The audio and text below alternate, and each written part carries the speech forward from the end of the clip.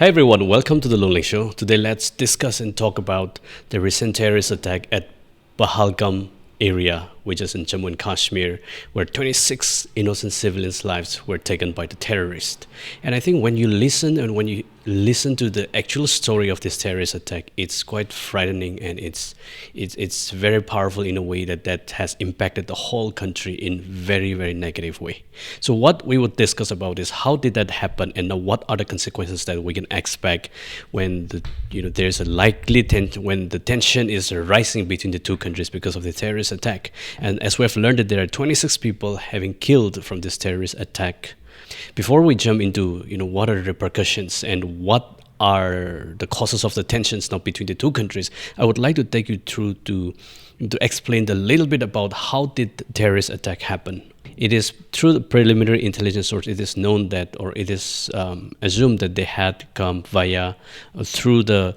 There is an area called Kishtwar district. So there's a district in Jammu and Kashmir, on the south of the Jammu and Kashmir. So, and from the Kishtwar district, they went towards Gokarnak, and while crossing this Gokarnak, they went straight ahead towards a valley called Basairan Valley, which is near Palhagam. So as soon as they reached that valley, that's where the attack happened. So, and unfortunate loss of 26 lives happened there. And I think we should also know that why they took this route is because it is a very rugged and dangerous.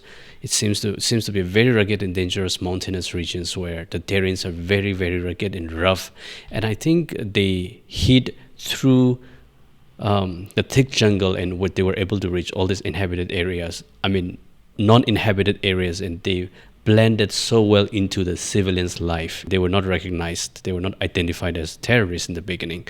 But when the attack happened, that's what actually happened. They ended up attacking people and killing lots of people. As a result of this, a lot of sanctions and tensions between the two countries have arisen since this is outbreak of a terrorist attack. And India, the Ministry of External Affairs, they have also announced various terms and conditions against Pakistan. So I would just read out a few of it. The major announcement that came from the Ministry of External Affairs were the Indus Waters Treaty of 1960 will be held in abeyance with immediate effect until Pakistan credibly and irrevocably abjures its support for cross-border terrorism. That's one. And secondly, the integrated checkpost at Attari will be closed with immediate effect. Those who have crossed the Attari border or post over with valid endorsements and valid paperwork, where valid documents may return to Pakistan through that same route before 1st of May 2025. So whoever has crossed that Attari checkpost, where the Wagah border and Attari is in the Indian side, and Wagah is a village on the Pakistani side. So that's where the Indo-Pakistan border lies, and people, when they want to go via road, they have to cross this border and this checkpost. So that's what happened. Now Pakistan side as well as Indian side, they have decided to close this border. I think one very important announcement from Pakistan side is that Pakistan will shut the airspace, because whenever India flies out of India to go to Saudi Arabia, to go to Europe, to go to US, most of the time India will fly through the Pakistan airspace. So Pakistan has announced that they will close this airspace, and also Pakistan said they have suspended similar agreement and all bilateral agreements with India. So similar agreement is also a very historic agreement when it comes to the diplomatic relationship between India and Pakistan. So Pakistan has decided to suspend even the similar agreement. And also one very important thing is that Pakistan has totally rejected the India's move to suspend the Indus Waters Treaty of 1960. And Pakistan warned that any diversion from the Indus Waters Treaty of 1960 between India and Pakistan will be considered and treated as an act of war. So Pakistan is going to treat India's suspension of Indus Waters Treaty as an act of war. So the tension has become very intense between these two countries. In the history of India and Pakistan. Since the partition of India in 1947 into India and Pakistan, since this was signed in 1960, this Indus Waters Treaty has never been suspended. It has survived major wars between these two countries, like 1965 wars, 1975 wars, and even 1999 Kargil war between India and Pakistan. So despite all the wars, major wars happening between these two countries, this Indus Waters Treaty was never suspended. But this time, due to the terrorist attack that happened at Palhagam, where 26 lives were taken by the terrorists and killed, this Indus Waters Treaty has now kept in abeyance for the first time in the history. Of course, in 2024, August, India put forward a proposal to Pakistan saying we want to review this Indus Waters Treaty, and Pakistan totally rejected that. We will stick to the existing framework, which is the Indus Waters Treaty of 1960. India requested this proposal because India wanted to review this and modify this a little bit. I want to explain a little bit what is this Indus Waters Treaty of 1960. So, like I said, in 1947, the partition of India happened between India and Pakistan. So, two nations formed. And since then, the enmity between these two countries always, grew stronger and stronger and more intense. The tension started growing since then and until today, as we have seen.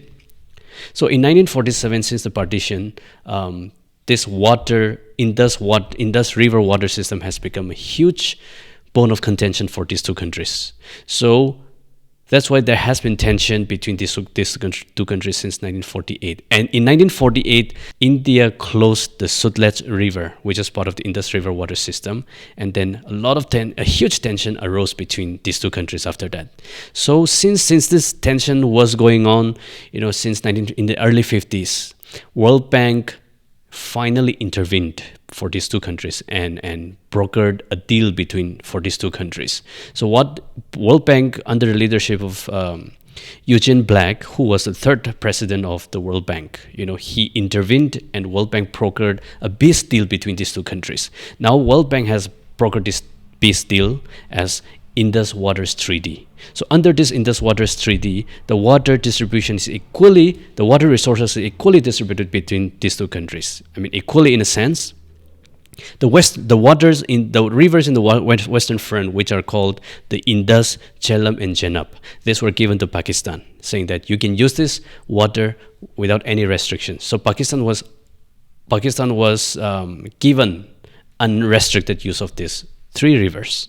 But India was given Ravi, Bias, and Sutlej rivers. These three were given to India to use to have an unrestricted use of this water. Of course, the reason being Pakistan depends like 80% of their water use on this Indus River water system and sourced mostly from these three rivers. So these are the three rivers that were given to Pakistan, for their usage of water, according to this Indus Waters Treaty. The World Bank brokered this peace deal in 1960, and since then this peace deal has been going on, and Pakistan has been using these three rivers for their own daily needs, for agriculture, for domestic use, and for industrial use, and everything. But still, the peace deal also says that the Indus Waters Treaty of 1960 also mentions that India can also still use these western rivers, which were given to Pakistan. But there's a term called run out of the river dam, which means India can still use that, but without, building any storage, without building any dam. For example, India can use it for hydro project purpose. So India can use for that purpose without storing, without depleting the water quantity of that river. But according to the treaty, it was also agreed that whatever dams and constructions going on along the riverside, India and Pakistan will share their own data of what they have been doing with water, and they will have the right to inspect each other's construction process, whatever construction, dam or whatever construction is going on in either side of the river. So they have that agreement. So this agreement has been very, very powerful. And one very important thing is this agreement does not have a clause, exit clause. So there's no clause given to each country, to either of the country, that anytime you don't want to be part of this agreement, you can exit this treaty or you can suspend this treaty. That means there is no country can unilaterally suspend this treaty. Whether India suspends the Indus Water Treaty or Pakistan suspends the Indus Water Treaty, whoever suspends that will be considered as violation of international law, and they will be disputed in international court. So I think in order to resolve any kinds of disputes when it comes to this sharing of river water, Indus River water between these two countries, there is an arrangement made under this treaty. Arrangement is that for any disputes, there is something called Permanent Indus Commission. So this Permanent Indus Commission will try to resolve this water dispute any point when it arises. But in case if this commission, from both the countries, experts from both the countries fail to address the disputes, then in order to resolve the dispute, it has to go to a neutral expert deputed by the World Bank. And when the World Bank cannot do anything about it anymore, then it has to finally go to international level. So that has been the arrangement under this Indus Water Treaty of 1960 between India and Pakistan. Now, one very important thing is Pakistan has also shut down their airspace. Now, India cannot cross Pakistan to go to Dubai or to Saudi Arabia to go to Europe or Germany or any other European countries. Before shutting the airspace, the typical air route for India is New Delhi. For example, if we take an example of going to Germany in Frankfurt, let's take an example. The flight from India will fly out from New Delhi and go over Pakistan and go Lahore region and go to Afghanistan, cross Afghanistan, Turkmenistan, cross the Caspian Sea, Eastern Europe, and finally landing in Germany. So that means it doesn't have to take a very zigzag road. It goes straight crossing all these countries. So it's very easy for Indian flights to land in Europe very easily in that sense. And it's about 5,600 to 5,800 kilometers far from India to Frankfurt, for example, if we have to take that route. Now that Pakistan has suspended the airspace for India, what can happen is India will not be able to fly over across Pakistan area anymore. So what we can expect is India has started taking the route from New Delhi to Gujarat, flying down to Gujarat and take Arabian Sea and go to Oman, UAE area and Saudi Arabia and go to Turkey and finally landing in Germany. So there's a difference of about 1,000 to 1,500 kilometers difference. And also, with this kind of Pakistan shutting airspace for India and shutting the border for India and, let's say suspending all the bilateral ties that Pakistan has with India, including the Simla Agreement, the relationship has become worsened and it's exacerbated to the level of not having any trade relationship between these two countries. So what can happen? So I think the winner for this issue would be China. Now, China is taking every advantage of what is happening in Pakistan because Pakistan and China can, build a better relationship. And whatever relationship India wants to build with Afghanistan, which is beyond Pakistan, India will face a lot of challenges and, difficulties in having a better trade relationship with Afghanistan because the airspace of Pakistan has been shut for India. At the same time, the road and the inland road has also been shut. Now I think Chinese can take more advantage over Afghanistan as well, and they will have more inclination. They can have more inclination towards Chinese people instead of the Indian side. So this is what has been happening, and China can be the main benefactor of this issue at the end of the day, because as a opposing country, as a rival country of almost a superpower between India and China, Chinese will always be happy to see India having problem with its neighbors. Like when India had problem with Sri Lanka, Chinese came forward immediately to help the Sri Lankan government. So China has been giving all these developments in mind in keeping a very, very cautious check of whatever is happening between India and its neighboring countries. And we can also see Bangladesh turning towards China for any help now, and Bangladesh is now having a better relationship with the Chinese more than the Indian government. Now, having all that said, this all started because there was a terrorist attack. This was triggered. Indian diplomacy have to be leveled up in order to tackle with this properly, because even the most important thing that India is banking on right now is suspending of the Indus Waters Treaty. And what does it mean? I have explained in detail. But do you think India can really suspend that and divert all the Indus water to India? I think that's not possible for now, because it'll take years and years for India to build a new dam in order to build a new storage and the water to be diverted to India. If it is just diverted now, it's not possible. And I think you must be asking then, why does India have an upper hand when it comes to Indus rivers, Indus waters?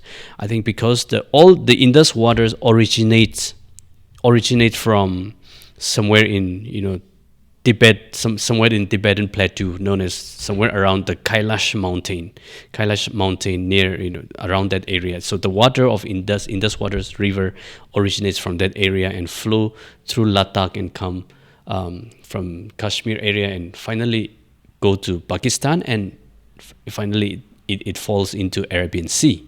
So India has always an upper hand because it crosses the river, crosses and flow via India. So anytime when India wants to build a dam to block this water flow, obstruct this water flow, then India can do that. But this Indus Waters Treaty will not allow that to happen, because both are interdependent in many ways. In conclusion, India and Pakistan cannot have a bad relationship. They always need good relationship, mutual agreement, and mutual support for each other. When the relationship between these two countries gets worsened, then people can expect very difficult life, very inconvenient life all the time. So this is something that we can take away from here, and this is a short analysis on what has happened and what can happen and what is happening right now. Thanks for tuning in, and we look forward to hearing your thoughts on this.